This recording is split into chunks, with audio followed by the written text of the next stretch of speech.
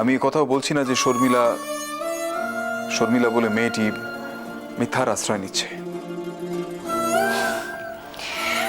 আপনাকে আমি কি বলি বলুন তো ডক্টর ঘোষ, আপনি তো সব পুরো ঘটনাটা জানার পরও স্বীকারই করতে চাইছিলেন না যে আপনি মেয়েটাকে চেনেন, আপনি সবকিছু জানেন।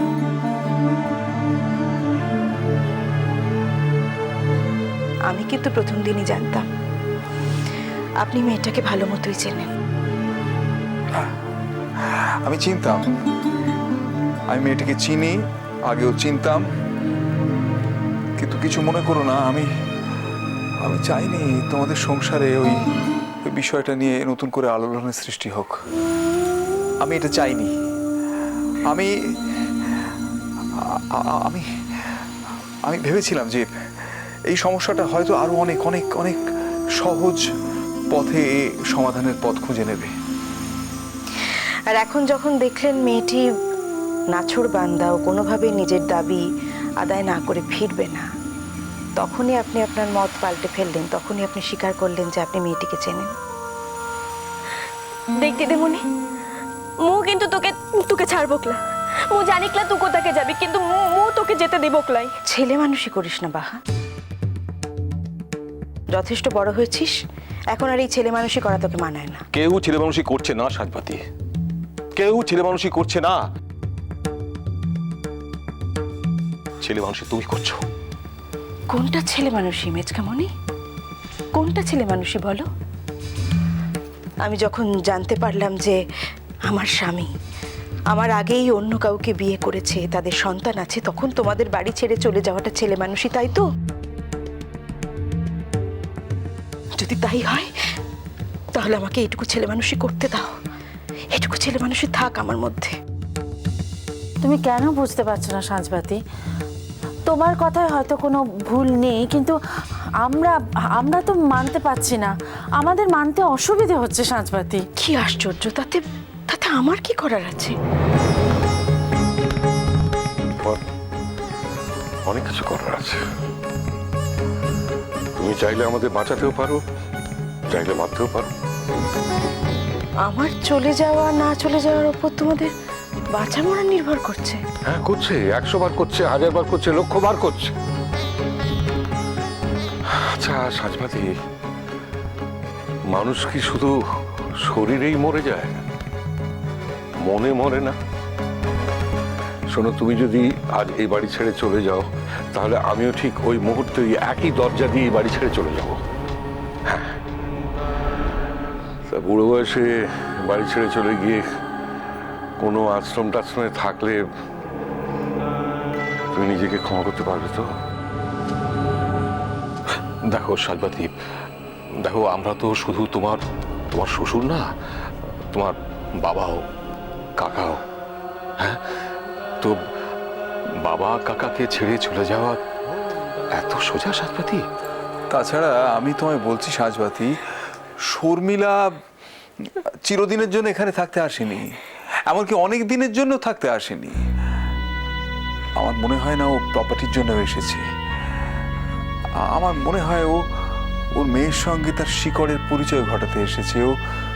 ও চেয়েছে ওর মেয়ের সঙ্গে তার আত্মীয় স্বজনের আলাপ হোক, পরিচয় হোক, তারপরে সেটা হয়ে গেলে ও চাকরি বাকরি ফেলে, ওখানে থিয়েটার শো ফেলে ও এখানে পড়ে থাকবে বলে আমার তো মনে হয় না।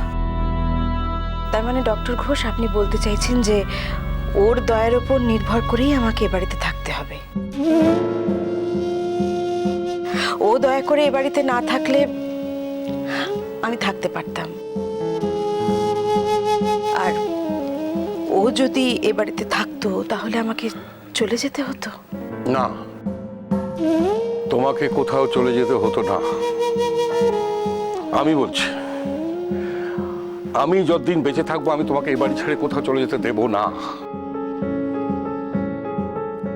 দরকার হলে আমি চলে যাব।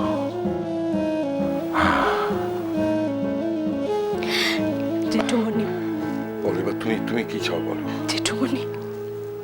জেঠুমণি কেন বুঝতে পারছো না যে এই বাড়িতে থাকলে প্রত্যেকটা মুহূর্তে আমার মনে হবে যে একজন আমাকে ঠকিয়েছে। জীবনে সব থেকে বেশি ভালো যাকে বেসেছিলাম সেই মানুষটা আমাকে ঠকিয়েছে। আমি যদি এই অসম্মানটা নিয়ে এ বাড়িতে থাকি তাহলে তাহলে কি তোমাদের খুব ভালো লাগবে জেঠুমনি? আমরাই বা কি করে থাকবো সাজবাতি, বলো তো? এতদিন ধরে জানলাম যে জান আমাদের নাতি, হ্যাঁ, আর আজকে হঠাৎ জানবো যে জান আমাদের কেউ না। হ্যাঁ, মেজকামনি, জানকে যখন আমি আমার আগের জীবন থেকে সঙ্গে করে নিয়ে আসিনি, ও যখন আমার এই বিবাহিত জীবনেই তোমাদের সবার জীবনে এসেছে, তখনও অবশ্যই তোমাদের নাতি। কিন্তু জান তোমাদের নাতি হলেই তো আর আমি তোমাদের পুত্রবধূ হলাম না, বলো? সব কি আইনের নিয়মে চলে সাজপাতি? মানুষের নিজের কোনো আইন নেই? হ্যাঁ, তার মনের কোনো আইন নেই? সেই আইনে সাজপাতি তুমি আমাদের বাড়ির বউ। হ্যাঁ, তুমি আমাদের বাড়ির বড় বউ, সব থেকে লক্ষ্মীমন্ত বউ। তোমাকে ছেড়ে আমরা কি করে? না না, আমাদের সংসারে এত বড় অকল্যাণ আমরা কিছুতে হতে দেবো না, কিছুতে না, কিছুতে। দিদিমণি, মোর জীবনটা তো অনেক তো তোর মতনই ঘটনাটা ঘটেছিল, সে কথাগুলো তোর মনতে লাই?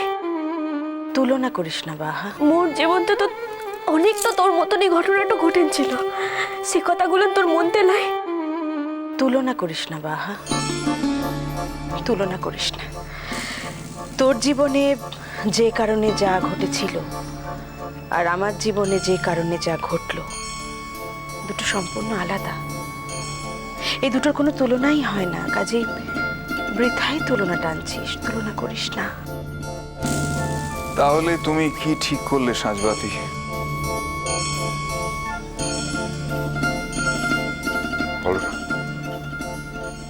বলো না কি ঠিক করলে, বলো।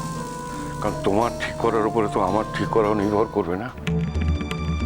হ্যাঁ, বলো, মন খুলে বলো না। তুমি কি সত্যিই চলে যেতে চাও? জেঠুমনি, আমি ধৃতিকে একদিন কথা দিয়েছিলাম যে ওর অ্যাবসেন্সে আমি তোমাদের সঙ্গে থাকবো, তোমাদের দায়িত্ব নেব। এ বাড়ি ছেড়ে কোনোদিনও যাব না। কিন্তু তখন আমি জানতাম যে আমি ধৃতির জীবনের একমাত্র নারী, আমি ধৃতির বউ। কিন্তু এখন তো আমার জানাটা পাল্টে গেছে, তাই তখন যে কথা দিয়েছিলাম সে কথার আজ আর কোনো দাম থাকে না জেঠুমনি।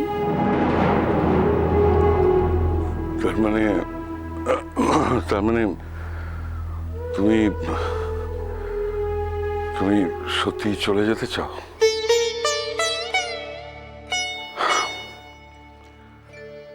দেখো সাজবাতি, বাবু যা করে গেছে তাতে তোমাকে এ বাড়িতে থাকতে বলার আমার কোনো সত্যি কোনো মুখ নেই। আর আমার এমন জোরও নেই যে তোমাকে জোর করে আটকে রাখবো। তো একটা কথা বলছি, শোনো। না না না না, আমি কোনো ব্ল্যাকমেল করছি না। কথাটা হচ্ছে, বাবুটা তো চলে গেছে, তো তোমাকে মানে তোমার মুখটা দেখেই তো আমরা বাবু চলে যাওয়ার কষ্টটা ভুলে থাকার চেষ্টা করছিলাম। এখন তুমিও যদি চলে যাও তাহলে আমাদের তো আর এমন কোনো অবলম্বন থাকবে না যাকে ধরে বাবু চলে যাওয়ার কষ্টটা আমরা ভুলতে পারবো। আর তোমাকেও তো ভুলতে পারবো না সাজবাতি, তোমাকেও তো আমরা কেউ ভুলতে পারবো না। আর এটাও তো মানতে পারবো না যে তুমি চলে যাওয়ার পর এ বাড়িতে বাবুর বউ হিসেবে অন্য কেউ এসে জায়গা করে নেবে। না না না, কিছুতেই মানতে পারবো না। মিষ্টি কুটু মিষ্টি কুটু মিষ্টি কুটু।